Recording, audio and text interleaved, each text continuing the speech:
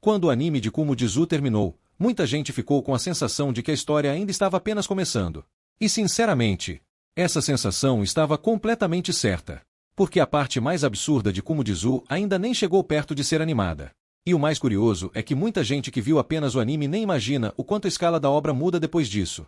Porque no começo, Kumo-Jizu parecia uma história relativamente simples. Uma garota reencarnada como aranha tentando sobreviver em uma dungeon mortal.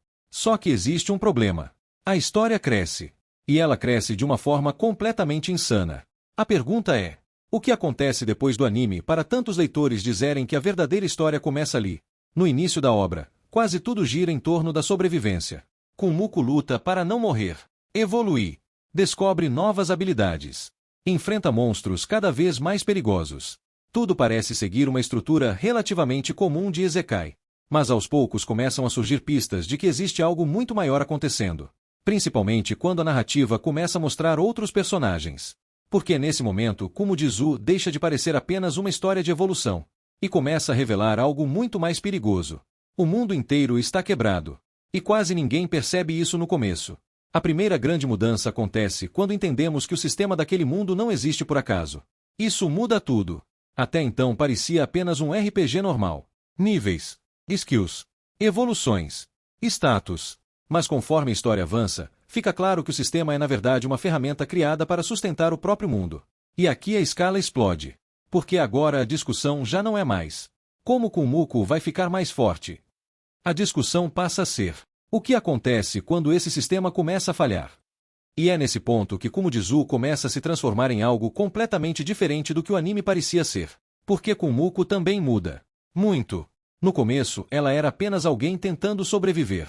Mas conforme descobre a verdade sobre o mundo, suas decisões começam a afetar absolutamente tudo.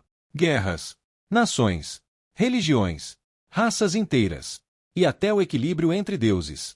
E isso cria uma transformação absurda na personagem.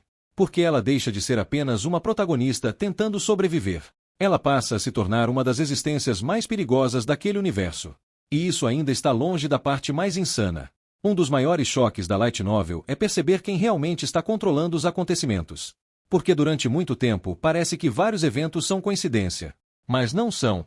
Existem personagens manipulando o mundo inteiro nos bastidores. E quando a história finalmente revela a escala dessas manipulações, muita coisa do anime começa a fazer sentido. Principalmente Ariel. Porque quanto mais descobrimos sobre ela, mais percebemos que sua importância era muito maior do que parecia. E isso muda completamente a relação dela com Kumiko.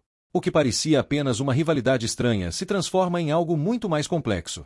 Mas ainda existe um detalhe mais absurdo. Os deuses. E é aqui que Kumo-Jizu realmente enlouquece. Porque a obra deixa de falar apenas sobre monstros e evolução. Ela começa a discutir entidades capazes de influenciar mundos inteiros. Guli-Guli.